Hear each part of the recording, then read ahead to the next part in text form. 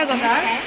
আমি ২ নং ঠাইবোৰৰ অংগনবাড়ী কৰ্মীয়ে এই মিলেট দাল খিচিৰিৰ লগত থলুৱা সামগ্ৰী আমি থলুৱা আমাৰ যোনটো ৰেচিপি পিঁয়াজ, কবি, দাংবডি, পটল, ৰঙালাও, বিট, এইটো হৈছে কলডিল, কাঁচকল, কেপচিকাম আৰু গাজৰ, এইখিনি আমি মিলাই শিশুসকলক যিখিনি শিশুৱে আমাৰ পাকঘৰলৈ আহে তেওঁলোকক আমি এইখিনি অকল এইখিনিয়ে খাই ভাল নহয়, বিভিন্ন ধৰণৰ ৰেচিপি আমি বনাই খুৱাওঁ আৰু তেনেকৈ খুৱাবলৈ কাৰণে আমি এটা ভিডিঅ' কৰিছোঁ।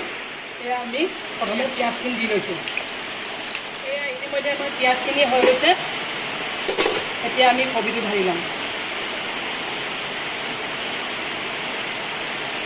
গোটেই চব্জিখিনি দি দিবই পাৰি। এতিয়া হৈছে দাংবডি, এইটো হৈছে পটল, এই ৰঙালাও,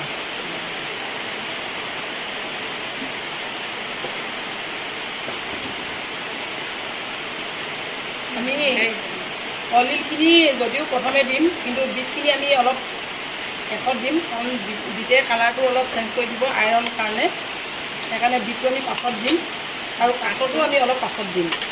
তাৰপিছত আমি লগতে কেপচিকামটো আৰু গাজৰটোও ঢালি দিছোঁ। এই 1.5 লিটাৰ পানী আমি 5-6 মিনিট উতলাইছোঁ। উতলাৰ পাছত এই মিলেট আমি 1.5 লিটাৰ পানীত আমি মিলেট 250 গ্ৰাম আমি দিছোঁ। এই দিয়া হৈছে ইয়াত 250 গ্ৰাম 1.5 লিটাৰ পানীত আমি দিছোঁ।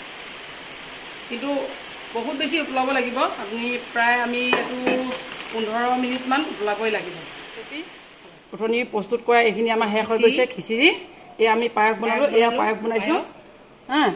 এয়াই আমাৰ ৰেচিপি। নমস্কাৰ।